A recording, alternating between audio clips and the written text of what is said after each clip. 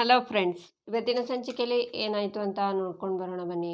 ಅರ್ಜುನ್ ಮಡಕೆನ ಹೊಡೆದು ಹೆಣಕ್ಕೆ ಬೆಂಕಿನ ಹಚ್ತಾನೆ. ಶಕ್ತಿ ಕೈ ಮುಗಿತಾರೆ. ಬೃಂದ, ಪೂರ್ಣಿಮಾ, ಕಲ್ಪನಾ ಎಲ್ಲರೂ ಅಳ್ತಾರೆ. ಭಾರ್ಗವಿ ಸ್ಟ್ಯಾಚ್ಯೂ ಥರ ನಿಂತಿರ್ತಾಳೆ. ಕಷ್ಟನೋ ಸುಖನೋ ಕಣ್ಣೆದ್ರಿಗೆ ಜೀವಂತವಾಗಾದರೂ ಇದ್ರು. ಆದರೆ ನೀನು ಅಪ್ಪನ ಕೋರ್ಟು ಕೇಸು ಅಂತ ಕರ್ಕೊಂಡು ಹೋಗಿ ಕೊಂದ್ಬಿಟ್ಟಿಯಲ್ಲ ಭಾರ್ಗವಿ. ಕೊಲೆಗಾರ್ತಿ ನೀನು, ಕೊಲೆಗಾರ್ತಿ, ನನ್ನ ಅಪ್ಪನ ಕೊಂದ ಕೊಲೆಗಾರ್ತಿ ನೀನು ಅಂತಾಳೆ ಬೃಂದ. ನಿನಗೆ ದಮ್ಮಯ್ಯ ಕಣೆ, ಈ ಥರ ಮಾತನ್ನು ಕೇಳಿ ತಡ್ಕೊಳ್ಳೋ ಶಕ್ತಿ ನಮಗೆ ಉಳಿದಿಲ್ಲ ಅಂತಾರೆ ಕಲ್ಪನಾ. ಅತ್ತೆ, ನಾನು ನಿಮಗೋಸ್ಕರನೇ ಮಾತಾಡ್ತಿರೋದು. ಈ ಭಾರ್ಗವಿಯಿಂದ ಅಪ್ಪನ ಜೀವನೇ ಹೋಗಿದೆ. ಆದರೆ ಅವರಿಗೆ ಸಪೋರ್ಟ್ ಮಾಡ್ತಿದ್ಯಲ್ಲ ನೀವು ಅಂತಾಳೆ ಬೃಂದ.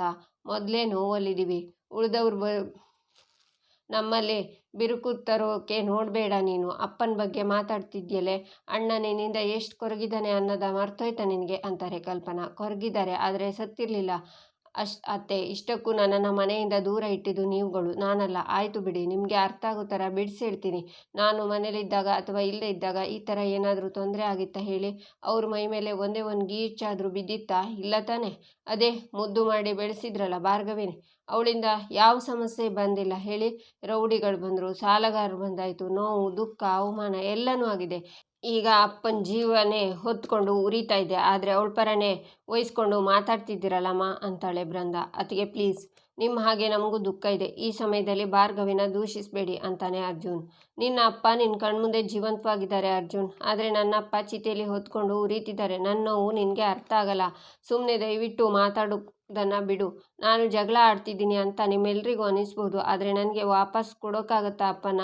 ನಿಮ್ಮ ಯಾರ ಕೈನಲ್ಲಾದರೂ ಸಾಧ್ಯನಾ? ಆಗಲ್ಲ ತಾನೆ? ಭಾರ್ಗವಿ ಬಗ್ಗೆ ಒಳ್ಳೆ ಯೋಚನೆ ನಾನು ಮಾಡಿದ್ದೀನಿ. ಮದುವೆ ಆದಮೇಲೆ ಸರಿ ಹೋಗ್ತಾಳೆ ಅಂತ ನಾನು ಅಂದ್ಕೊಂಡಿದ್ದೆ. ಆದರೆ ಇವಳು ನಮ್ಮ ಮನೆ ಮಾನ ಮರ್ಯಾದೆನ ಹರಾಜು ಹಾಕಿ ಮನೆ ಮುರಿದು ಮನೆಯಿಂದ ಹೊರಗಡೆ ಬಂದಿದ್ದಾಳೆ. ಆದರೆ ನೀವುಗಳೆಲ್ಲ ಆಡ್ಕೊಳ್ಳೋದು ಈ ಬೃಂದನ್ ಮಾತ್ರ.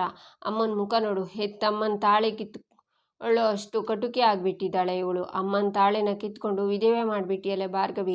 ಕೋರ್ಟು ಕೇಸು ಅಂತ ಅಪ್ಪನ ಯಾಮಾರಿಸ್ಬಿಟ್ಟಿಯಲ್ಲ ಭಾರ್ಗವಿ. ಅಪ್ಪನ ವಾಪಸ್ ಕರ್ಕೊಂಡು ಬರೋ ಶಕ್ತಿ ಇದೆಯಾ ನಿನಗೆ?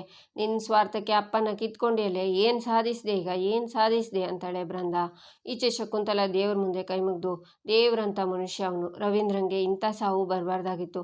ಯಾಕಪ್ಪ ಘೋರವಾದ ನಿರ್ಧಾರ ತಗೊಂಡೆ ದೇವ್ರೆ? ಪಾಪದಲ್ಲಿ ನಮ್ಮೆಲ್ಲರ ಜೀವನದಲ್ಲಿ ಖುಷಿ ತರೋಕೆ ಪ್ರಯತ್ನ ಪಟ್ಲು ಆ ಹುಡುಗಿ. ಎಲ್ಲರೂ ಚೆನ್ನಾಗಿರಬೇಕು ಅಂದ್ಕೊಂಡ್ಲು, ಆದರೆ ಅವಳ ತಂದೆಗೆ ಈ ಥರ ಆಗೋಯ್ತಲ್ಲ. ಎಷ್ಟೋ ವರ್ಷಗಳ ನಂತರ ರವೀಂದ್ರಂಗೆ ಅವಮಾನ ಆದ ಕಡೆ ಸನ್ಮಾನ ಆಗೋ ಹಾಗೆ ಮಾಡಿದ್ಲು. ಅಪ್ಪ ಖುಷಿಯಾಗಿರಬೇಕು ಅಂತ ನೂರಾರು ಕನ್ಸ್ಕೊಂಡ್ಲು. 25 ವರ್ಷ ಅಜ್ಞಾತವಾಸದಲ್ಲಿರೋದು ಅಷ್ಟು ಸುಲಭ ಅಲ್ಲ. ಇಷ್ಟು ವರ್ಷ ನೋವನ್ನು ಅವಮಾನನ ಸಹಿಸ್ಕೊಂಡಿದ್ದವರಿಗೆ ಇನ್ನೇನು ಖುಷಿ ಸಿಕ್ತು ಅನ್ನುವಾಗ ಹೀಗಾಗಬಾರ್ದಾಗಿತ್ತು ದೇವ್ರೆ. ಮನುಷ್ಯರಿಗಂತೂ ಭಾರ್ಗವಿ ಅವ್ರ ಮನೆಯವ್ರ ಒಳ್ಳೆತನ ಅರ್ಥ ಆಗಲಿಲ್ಲ. ಕನಿಷ್ಠ ಪಕ್ಷ ನಿನಗಾದರೂ ಅರ್ಥ ಆಗಬೇಕಾಗಿತ್ತು ಅಲ್ವಾ ದೇವ್ರೆ? ಈ ವಯಸ್ಸಲ್ಲಿ ಸಾವು ನೋವನ್ನು ನೋಡಿ ಅದನ್ನು ತಡ್ಕೊಳ್ಳೋ ಶಕ್ತಿ ನನಗಿಲ್ಲ. ಅವ್ರ ಶೋಕನ ನೋಡೋ ಶಕ್ತಿ ಇಲ್ಲದೆ ನಾನು ಇಲ್ಲೇ ಇದ್ದೀನಿ. ಅಷ್ಟಕ್ಕೂ ಆ ರವೀಂದ್ರ ಏನು ತಪ್ಪು ಮಾಡಿದ್ದ? ತನಗೆ ಸಿಗದೆ ಇರೋ ಮರ್ಯಾದೆ ತನ್ನ ಮಗಳಿಗಾದರೂ ಸಿಗಲಿ ಅನ್ನೋ ಧೀಮಂತ ಮನಸ್ಸು ಯಾರ ಕಣ್ಣಿಗೂ ಕಾಣಿಸ್ಕೊಳ್ದೇ ಇದ್ದರೂ ಭಾರ್ಗವಿಗೆ ಸಂಸ್ಕಾರ ಕೊಟ್ಟು ಧೈರ್ಯವಂತನಾಗಿ ಬೆಳೆಸಿದ್ದಾನೆ. ಭಾರ್ಗವಿಗೆ ಅವಳಪ್ಪ ಕೊಟ್ಟಿರೋ ವಿದ್ಯೆನೇ ಅವಳ ಗುರ್ತು. ಅವಳ ಪಾಲಿಗೆ ಅವನೇ ಅಪ್ಪ, ಗುರು, ಸ್ನೇಹಿತ ಎಲ್ಲನೂ.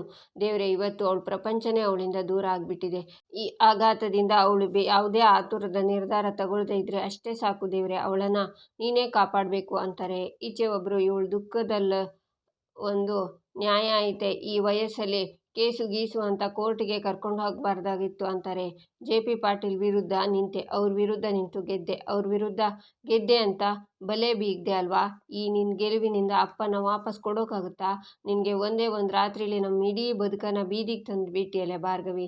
ನಿನಗಾದರೆ ಅಪ್ಪ ನಿನ್ನ ಕ್ಷಮಿಸಿ ಅವ್ರ ಜೊತೆಯಲ್ಲಿ ನಿನ್ನ ಇಟ್ಕೊಂಡಿದ್ರು, ಆದರೆ ನನಗೆ ಆ ಭಾಗ್ಯನೇ ಸಿಗಲಿಲ್ವಲ್ಲೇ ಅಂತಾಳೆ ಬೃಂದ. ಸಾಕು, ಸುಮ್ಮನಿರು ಬೃಂದಕ್ಕ. ಅಪ್ಪ ಕಳ್ಕೊಂಡಿರೋ ಗೌರವ ಮತ್ತೆ ಅವರಿಗೆ ವಾಪಸ್ ಸಿಗಬೇಕು, ಅವರು ಸಂತೋಷವಾಗಿ ಇರಬೇಕು ಅಂತಲೇ ನಾನು ಇಷ್ಟೆಲ್ಲ ಮಾಡಿದ್ದು. ಹೀಗಾಗಲ್ಲ ಆಗುತ್ತೆ ಅಂತ ಗೊತ್ತಿದ್ದಿದ್ರೆ ನಾನು ಯಾಕೆ ಅವರಿಗೆ ಒತ್ತಾಯ ಮಾಡ್ತಿದ್ದೆ? ಅಮ್ಮ, ನೀನಾದರೂ ಹೇಳಮ್ಮ ಅಂತಾಳೆ ಭಾರ್ಗವಿ. ಬೃಂದ, ಹೇಳ್ತಿರೋದ್ರಲ್ಲಿ ತಪ್ಪೇನಿದೆ ಹೇಳು? ಬೃಂದ ಮಾತಲ್ಲಿ ಏನು ತಪ್ಪಿದೆ ಅಂತಾರೆ ಪೂರ್ಣಿಮಾ. ಅಲ್ಲಮ್ಮ ಅಂತ ಭಾರ್ಗವಿ ಹೇಳುವಾಗ, ಬಾಯಿ ಮುಚ್ಚು ಭಾರ್ಗವಿ. ಇಷ್ಟು ದಿವಸ ನಿನ್ನ ಮಾತು ಕೇಳಿ ಕೇಳಿ ಇವತ್ತು ನಾವಿರೋ ಸ್ಥಿತಿಗೆ ಬಂದಿದ್ದೀವಿ ಕಣೆ. ಎಷ್ಟೋ ಸಲ ಹೇಳಿಲ್ಲ ನಮಗೆ ಈ ಕೋರ್ಟು ಕಚೇರಿ ಎಲ್ಲ ಆಗಲ್ಲ, ಬೇಡ ಬೇಡ ಅಂತ. ಪಾಪ ನಿಮ್ಮಪ್ಪ 25 ವರ್ಷದಿಂದ ಸುಮ್ಮನೆ ಅವ್ರ ಪಾಡಿಗೆ ಅವ್ರ ಮನೇಲಿದ್ರು. ನಿನ್ನ ಮಾತಿಗೋಸ್ಕರ, ನಿನ್ನ ಹಠಕ್ಕೋಸ್ಕರ ಕೋರ್ಟಿಗೆ ಹೋಗೋಕ್ಕೆ ಒಪ್ಕೊಂಡ್ರು. ಆದರೆ ಅವ್ರ ಜೀವಕ್ಕೆ ಕುತ್ತಾಗುತ್ತೆ ಅಂತ ಗೊತ್ತೇ ಆಗಲಿಲ್ಲ. ಈಗ ನಾವು ಏನು ಮಾಡಬೇಕು ಭಾರ್ಗವಿ?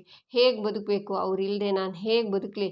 ನಿನ್ನ ಈ ಪದವಿ ಈ ಕೇಸಿಂದ ಏನು ಉಪಯೋಗ ಆಯಿತು? ನ್ಯಾಯ ನೀತಿ ಅಂತೆಲ್ಲ ಭಾಷಣ ಮಾಡ್ತಿದ್ದೆ, ಅದರಿಂದ ಯಾರಿಗೆ ಉಪಯೋಗ ಆಯಿತು ಹೇಳು? ಸಂಧ್ಯಾಗೆ ನ್ಯಾಯ ಕೊಡಿಸ್ತೀನಿ ಅಂತ ನಮ್ಮನೆಗೆ ಕರ್ಕೊಂಡು ಬಂದೆ, ಏನಾಯಿತು? ಕಡೆಗೆ ಅವಳ ಜೀವ ಹೋಯಿತು. ನಿಮ್ಮ ಅಪ್ಪಂಗೆ ಗೌರವ ಕೊಡಿಸ್ತೀನಿ ಅಂತ ಕೋರ್ಟಿಗೆ ಕರ್ಕೊಂಡು ಹೋದೆ, ಈಗ ನೋಡೆ ಅವ್ರ ಜೀವ ಇಲ್ಲಿ ಹೊತ್ಕೊಂಡು ಉರಿತಿದೆ. ನೀನು ಹೇಳು ಭಾರ್ಗವಿ, ನ್ಯಾಯ ಸಿಗಬೇಕು ಅಂದರೆ ಎಲ್ಲರ ಜೀವನ ಹೋಗಬೇಕಾ? ಜೀವ ಹೋದ್ಮೇಲೆ ಆ ನ್ಯಾಯ ಸಿಕ್ಕಿ ಏನು ಪ್ರಯೋಜನ ಹೇಳು? ಹಾಸಿಗೆ ಇದ್ದಷ್ಟು ಕಾಲು ಚಾಚಬೇಕು, ಇದ್ದದ್ರಲ್ಲಿ ನೆಮ್ಮದಿಯಾಗಿರಬೇಕು ಅಂತ ಹೇಗೋ ನಾನು ನಿಮ್ಮ ಅಪ್ಪ ಜೀವನ ನಡೆಸ್ಕೊಳ್ತಾ ಹೋಗ್ತಾ ಇದ್ವಿ. ಅವರಿಗೆ ಕೋರ್ಟಿಗೆ ಹೋಗೋ ಆಸೆ ತೋರಿಸಿ ಸಾಯಿಸ್ಬಿಟ್ಟಿಯಲ್ಲೇ. ಈಗ ನನಗಾಗಿರೋ ಅನ್ಯಾಯಕ್ಕೆ ನೀನು ಹೇಗೆ ನ್ಯಾಯ ಕೊಡಿಸ್ತೀಯ? ಮಾತಾಡು. ಗೊತ್ತಾಯ್ತಾ? ನಾನು ಸತ್ತರೆ ತಾನೇ ನನಗೆ ನ್ಯಾಯ ಸಿಗೋದು. ನೀನು ನನಗೊಂದು ತೊಟ್ಟು ವಿಷ ಕೊಟ್ಟಿದ್ರೆ ನಾನು ನಿಮ್ಮ ಅಪ್ಪನ ಜೊತೆ ಹೋಗಿ ಸಾಯ್ತಿದ್ನಲ್ಲ ಭಾರ್ಗವಿ. ನೀನು ನ್ಯಾಯ ನ್ಯಾಯ ಅಂತ ಜಪ ಮಾಡಿರೋ ಸಮಾಜ ಸೇವೆಯಿಂದ ಯಾರಿಗೂ ಪ್ರಯೋಜನ ಆಗಿಲ್ಲ. ಸಂಧ್ಯೆ ತೀರ್ಕೊಂಡ್ಲು, ಮದುವೆಯಾಗಿ ಮನೆಯಿಂದ ಹೋಗಿದ್ದ ನೀನು ಮತ್ತೆ ವಾಪಸ್ ಮನೆಗೆ ಬಂದೆ. ಈಗ ಸಾಲದು ಅಂತ ನಿಮ್ಮ ಅಪ್ಪನೂ ತೀರ್ಕೊಂಡ್ರು. ಇಷ್ಟೆಲ್ಲ ಕಳ್ಕೊಂಡ್ವಿ. ಈಗ ಸಿಗೋ ಗೆಲುವಿಗೆ ಅರ್ಥನೇ ಇದೆಯೇನೆ? ಇದು ಗೆಲುವು ಅಂತ ನೀನು ಅನ್ಕೋಬಹುದು ಭಾರ್ಗವಿ, ಆದರೆ ನಿನ್ನ ಜೀವನದ ಅತಿ ದೊಡ್ಡ ಸೋಲು. ಈಗಲಾದರೂ ಅರ್ಥ ಮಾಡ್ಕೋ, ಎಚ್ಚೆತ್ಕೋ ಭಾರ್ಗವಿ ಅಂತಾರೆ ಪೂರ್ಣಿಮಾ. ಏನಾಗಿದೆ ನಿನಗೆ? ಯಾಕೆ ಈ ಥರ ಎಲ್ಲ ಮಾತಾಡ್ತಿದ್ಯಾ ಅಂತಾರೆ ಕಲ್ಪನಾ.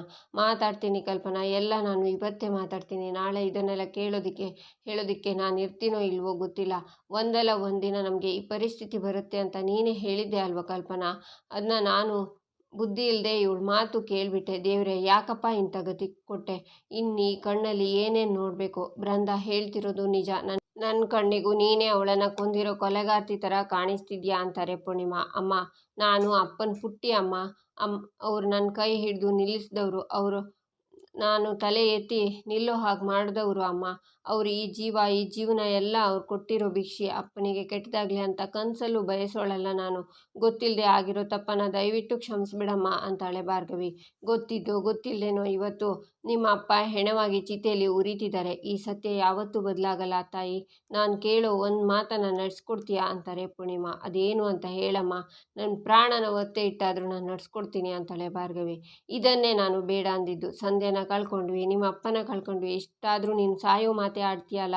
ನೀನು ಈ ನಿನ್ನ ನ್ಯಾಯ ನೀತಿ ಅನ್ನೋ ಸಾವು ಬದುಕಿನ ಹೋರಾಟ ಸಾಕಾಗಿದೆ. ನಿನ್ಗೆ ಯಾವಾಗ ಬುದ್ಧಿ ಬರುತ್ತೋ, ನನ್ನ ಸಂಕಟ ಯಾವಾಗ ಅರ್ಥ ಆಗುತ್ತೋ ನನಗೆ ಅರ್ಥ ಆಗ್ತಿಲ್ಲ ಅಂತಾರೆ ಪೂರ್ಣಿಮಾ. ಕ್ಷಮಿಸ್ಬಿಡಮ್ಮ, ಅದೇನು ಅಂತ ಹೇಳು ಅಂತಾಳೆ ಭಾರ್ಗವಿ. ನಿಮ್ಮ ಅಪ್ಪನ ಜೀವ ತೆಗೆದಿರೋ ಈ ಕೆಲಸ ನಮಗೆ ಬೇಕಾಗಿಲ್ಲ. ನೀನು ಲಾಯರ್ ಕೆಲಸನ ಬಿಡಬೇಕು ಅಂತಾರೆ ಪೂರ್ಣಿಮಾ. ಅತ್ತೆ, ಅವ್ರು ಈ ಕೆಲಸ ಬಿಟ್ಟು ಅಂತ ಅರ್ಜುನ್ ಹೇಳುವಾಗ ನೀನು ಸ್ವಲ್ಪ ಸುಮ್ಮನಿರಪ್ಪ. ಇದನ್ನೆಲ್ಲ ಹೇಳ್ತಾ ಇರೋದು ನಿಮ್ಮ ಒಳ್ಳೇದಕ್ಕೇನೆ. ಹೇಳು ಭಾರ್ಗವಿ, ನಿನ್ನ ಹಠದಿಂದ ಇವತ್ತು ನಿಮ್ಮ ಅಪ್ಪನ ಪ್ರಾಣ ಹೋಗಿದೆ. ಈ ತಪ್ಪನ್ನು ಸರಿ ಮಾಡ್ಕೊಳ್ಳೋಕೆ ಇರೋದು ಇದೊಂದೇ ದಾರಿ. ಹೇಳು, ನನ್ನ ಮಾತನ್ನು ಕೇಳ್ತೀಯಾ ಅಂತಾರೆ ಪೂರ್ಣಿಮಾ. ಆಗ ಭಾರ್ಗವಿ ಅಪ್ಪನ ಚಿತೆ ಹತ್ರ ಬಂದು ಅಪ್ಪ ತನಗೆ ಕೋರ್ಟ್ ಹಾಕಿದ್ದನ್ನೆಲ್ಲ ನೆನ್ಪು ಮಾಡಿಕೊಂಡು, ಸರಿ, ಇನ್ನು ಮುಂದೆ ನಾನು ಲಾಯರ್ ಕೆಲಸನ ಮಾಡಲ್ಲ.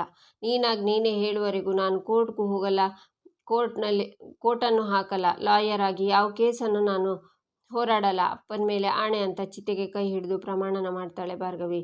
ಇನ್ಮೇಲೆ ಯಾರಿಗೂ ಯಾರ ತೊಂದರೆನೂ ಇರೋದಿಲ್ಲ. ಯಾವ ಹಳೆ ಪುಟಗಳನ್ನು ಪಾಪವಾಗಿ ಕಾಡಲ್ಲ. ನಿನ್ನ ಜೊತೆಗೆ ನನ್ನ ಗುಟ್ಟೆಲ್ಲ ಭಸ್ಮವಾಗಿ ಹೋಯಿತು. ನೀನು ಬದುಕಿದ್ದಾಗ ನಿನ್ನ ಹತ್ರ ಕ್ಷಮೆ ಕೇಳಲಿಲ್ಲ. ನಾನು ಕ್ಷಮೆ ಕೇಳಿದರೂ ಅದನ್ನು ಸ್ವೀಕಾರ ಮಾಡೋ ಸ್ಥಿತಿಲಿ ನೀನು ಇರಲಿಲ್ಲ ರವಿ. ನಿನ್ನ ನೆನಪು ನನ್ನ ಮನಸ್ಸಲ್ಲಿ ಶಾಶ್ವತವಾಗಿ ಉಳಿಯುತ್ತೆ. ಗೊತ್ತಿಲ್ಲದೆ ಆಗಿರೋ ತಪ್ಪುಗಳು, ಗೊತ್ತಿದ್ದು ಮಾಡಿರೋ ತಪ್ಪುಗಳು ಎಲ್ಲವನ್ನೂ ಕ್ಷಮಿಸ್ಬಿಡು ರವಿ. ನಿನ್ನ ಆತ್ಮಕ್ಕೆ ಶಾಂತಿ ಸಿಗಲಿ ಅಂತ ಮನಸ್ಸಲ್ಲೇ ಅಂದ್ಕೊಂಡು JP ಕೈ ಮುಗ್ದು ಅಲ್ಲಿಂದ ಹೋಗ್ತಾರೆ. ಎಲ್ಲರೂ ಅಲ್ಲಿಂದ ಹೊರಡ್ತಾರೆ. ಶಕ್ತಿ, ವಿಕ್ಕಿ ಅಲ್ಲೇ ನಿಂತಿರ್ತಾರೆ. ಭಾರ್ಗವಿ, ಬೃಂದ, ಅರ್ಜುನ್ ಅಲ್ಲೇ ನಿಂತಿರ್ತಾರೆ. ಅರ್ಜುನ್ ಕೂಡ ಅಲ್ಲಿಂದ ಹೋಗ್ತಾನೆ. ಆದರೆ ಭಾರ್ಗವಿ ಅಲ್ಲೇ ನಿಂತಿರ್ತಾಳೆ. ಈಚೆ ಮನೆಯಲ್ಲಿ ಕಲ್ಪನಾ, ಭಾರ್ಗವಿ, ನಿನ್ನೆ ರಾತ್ರಿ ನಿಜವಾಗ್ಲೂ ಏನಾಯಿತು ಅಂತಾರೆ. ಆಗ ಭಾರ್ಗವಿ, ಅಪ್ಪ ನನ್ನ ಜೋರಾಗಿ ತಳ್ಳಿಬಿಟ್ರು. ಆ ಕಾರು ಅಪ್ಪನ ಗುದ್ಕೊಂಡು ಹೊರಟೋಯ್ತು.